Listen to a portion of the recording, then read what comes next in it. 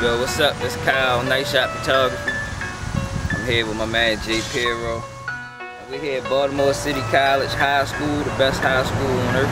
Had to plug it. I'm here with my man Jay Piero. About to ask me a few questions, give y'all some insight on why I do what I do. So Kyle, I want to ask you one simple question. What made you get into photography? Well, I tell a story like at least once a day, and I got into photography like kind of like by mistake. Like I was living with my best friend, y'all might know him, Devin Levin, Devin with a camera, Devin Clapp, and he was a photography video major at Towson. So like, you know, I see him taking pictures around the house. You know, he was taking pictures for at parties and stuff like that. And he was trying to get rid of his camera to get a new camera. And I always kind of like had a thing for taking pictures, but I never thought that I would make it a profession. Like I got hella photo albums of like pictures when I was up here, middle school. And I didn't really notice it till after I started taking photography more seriously, like because I wasn't in any of the pictures. But I mean, basically I bought the camera from him.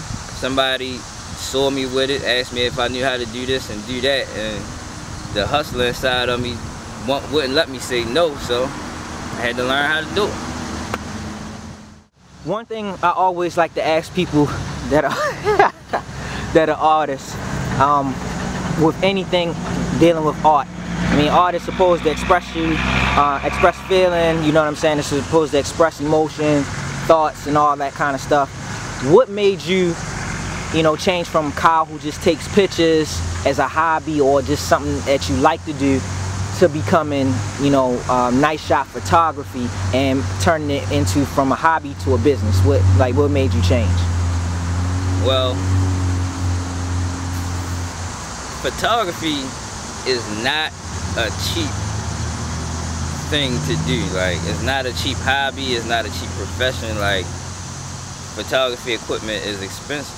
So as I developed my skill, I had to, you know, start making it make sense. You know, no pun intended. But yeah, like when I first got started, I was doing photo shoots. I didn't really know what I was doing, like, and it was good that way, like not having any formal training, because I wasn't stuck in this box of, oh, you had to do it this way or you had to do it that way. It was more of a learn by doing experience than a, oh, I can't do this, so let me try to do it this way experience. And then, you know, like as I started getting better, people started noticing, and the demand, you know, it rose, so did the price. So another thing that I wanted to talk to everybody about, or get you to explain how you went from basically taking pictures as Kyle to moving into the business as Night Shot Photography. Now at this point, like, what do you do that's different? Like, what made you go from having, you know, just your MySpace page displaying your pictures, your Facebook page, and actually getting a website, and then moving into getting that magazine, the Swag Life magazine? Like, how did that all happen? Like, what was your steps or your path that you took? This could be a real long story, but I'm gonna try to keep it short. Alright, MySpace was like my first, you know, my first place to, you know, show my art or my talent. So like Facebook, like I hate when people say you gonna put the pictures on Facebook. Like, no, I'm gonna put them on my website. One of them, I got like 3 websites: nightshotphotography.net, kylepompe.com, artlivesbmore.com.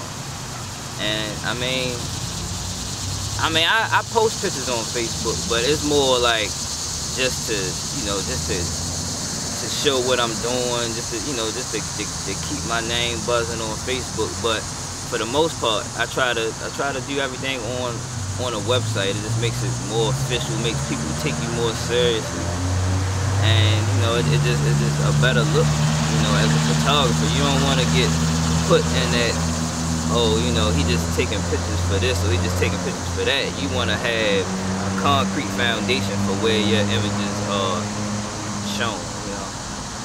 And as far as the magazine was something that I started because it was, I thought of it Swag Life because the word swag was really popping right at the time.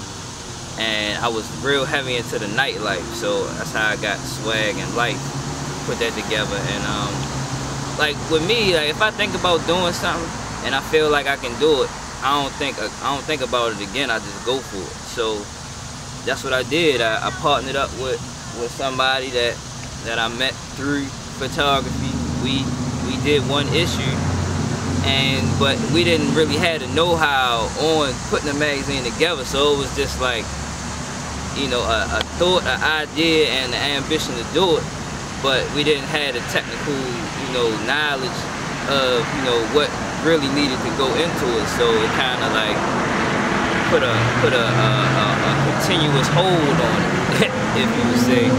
And I guess it might have been for the best because now I got to you know, focus more on photography and not on the magazine, which would have been like a second love anyway. So I mean, you know, everything happens for a reason. It was a really good experience. The magazine could still be viewed. So I mean, at the end of the day, it's something that we put together. It looked good. We got a good response out of it. We had fun, and now we here. So after that, I started focusing real heavy on photography. And then I decided that I'm getting tired of shooting out my house. I need to get more official, so I got a studio. So got my studio. I did what I wanted to do with it. I felt like I lived by the if you build it, they will come. Like I had a picture in my mind how I wanted my studio to be, and I pretty much made it happen. So like, you know, I have a lot of people in there on a regular basis. You know, it's a really good chi, a positive chi in there, you know. And everything's working out right now, you know. Nice Shot Studios. So with this interview, Kyle, you know, is there anything else you want to say before we take it out? I just want to say that my main goal and mission, like if I ain't get nothing out of this at the end of the day, it would be to give photographers the recognition that they deserve. Like a lot of people get mentioned and stuff, but photographers don't really get a lot of notoriety.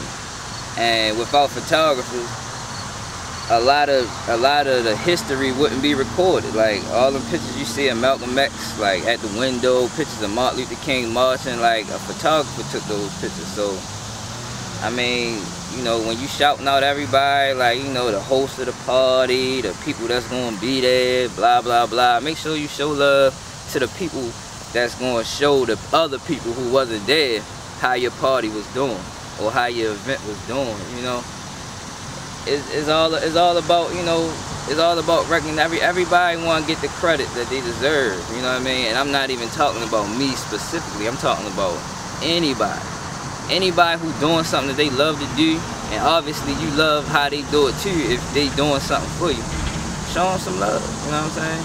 So at the end of the day, I just want people to respect the photographer, because without us, a lot of history wouldn't get recorded. So look through my eye.